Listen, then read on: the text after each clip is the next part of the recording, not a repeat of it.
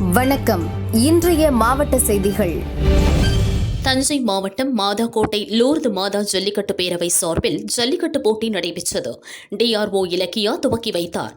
பல்வேறு பகுதிகளில் இருந்து 657 காளைகள் பங்கேற்றன. 358 மாடுபிடி வீரர்கள் களமிறங்கினர். 6 சுற்றுகளாக போட்டிகள் நடத்தப்பட்டன. வெற்றி பெற்ற வீரர்கள் மற்றும் காளைகளின் உரிமையாளர்களுக்கு பரிசுகள் வழங்கப்பட்டன.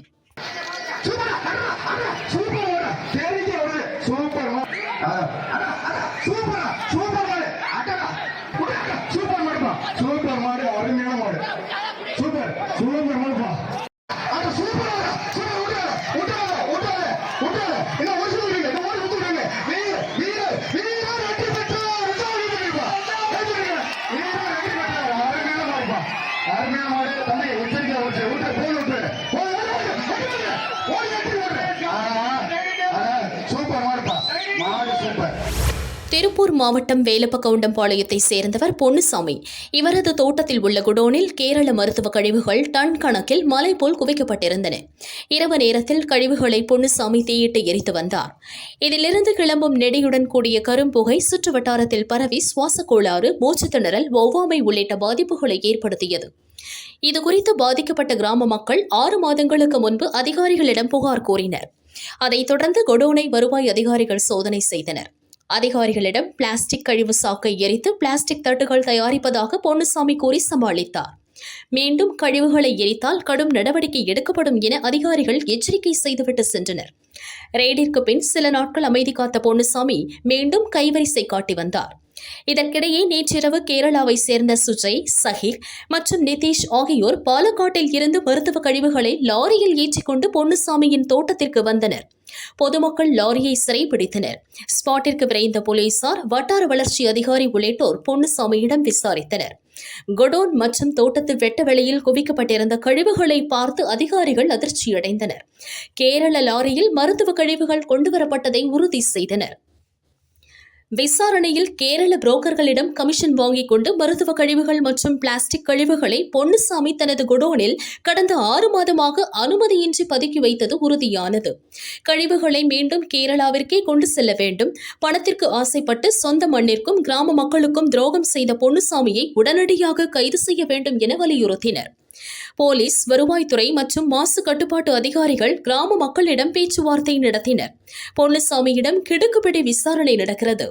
என்ன ஏதாவது தொழிலுக்கு நீங்க பர்மிஷன் வாங்கியிருக்கீங்களா பஞ்சாயத்துல? இதுக்கு முன்னாடி வந்து இந்த தொழில் பண்ண போறோம் அப்படின்னு சொல்லி ஏதாவது? இல்லைங்க, அதெல்லாம் ஒன்றும் இல்ல. அது வந்து வான் பண்ணாரு. அதோட உங்களுக்கு இது மட்டும் தெரியும், இந்த தொழில் பண்ணலான்னு எப்படி தெரியும் சார்? அதை ஒருத்தர் குடோன் வாடகைக்கு விட்டுருந்தோம். சரி, ஏற்கனவே குடோன் வாடகைக்கு விட்டு இந்த மாதிரி பிரச்சனை ஆயிடுச்சுன்னு நிறுத்தி வச்சிருந்தோம்ல. நாங்க நிறுத்தி தானே வச்சிருந்தோம். ஏற்கனவே சொல்லி இந்த மாதிரி வந்து கொட்டுறாங்க. அவன் வந்து 10,000 ரூபாய் எனக்கு பணம் கொடுக்கணுங்க.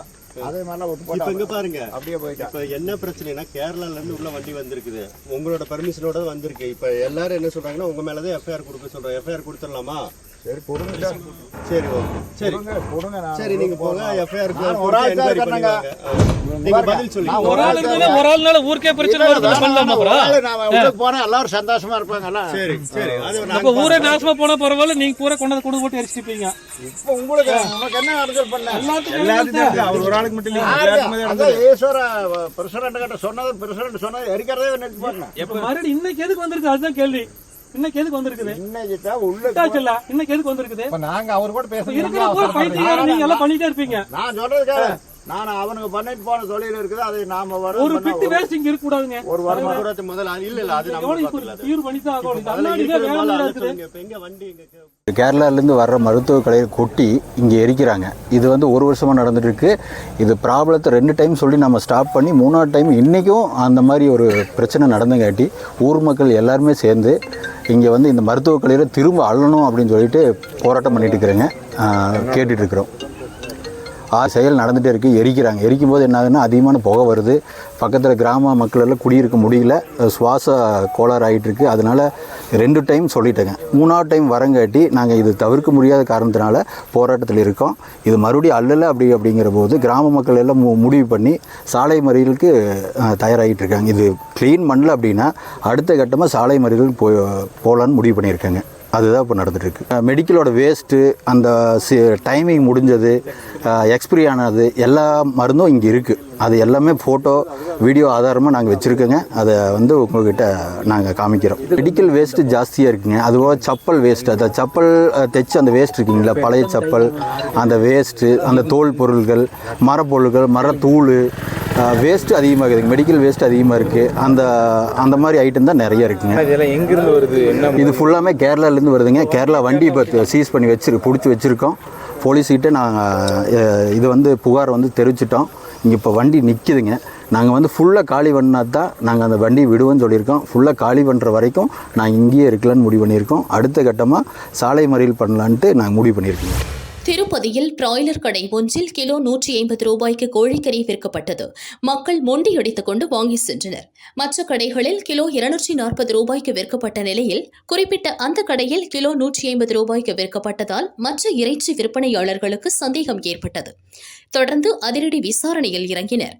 அப்போது பண்ணைகளில் இறந்து போன கோழிகளை வாங்கி வந்து 10 நாட்களுக்கு மேல் ஃப்ரிட்ஜில் வைத்து குறைந்த விலைக்கு விற்றது உறுதியானது.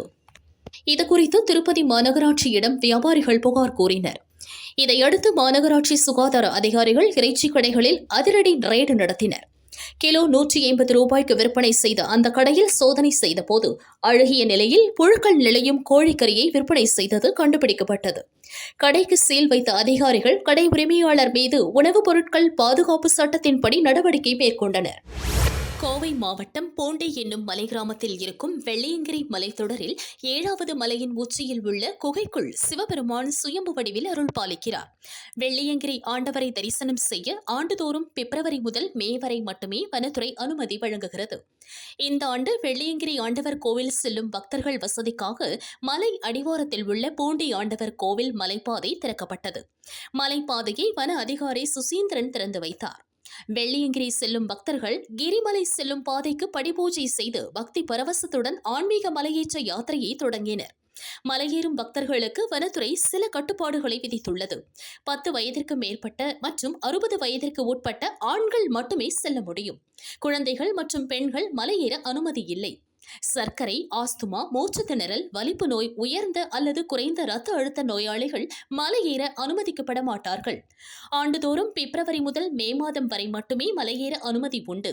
மலையேற கட்டணம் எதுவும் வசூலிக்கப்படாது. பக்தர்கள் தங்கள் உடல் நலனை கருத்தில் கொண்டு மலையேற வனத்துறை அறிவுறுத்தியது.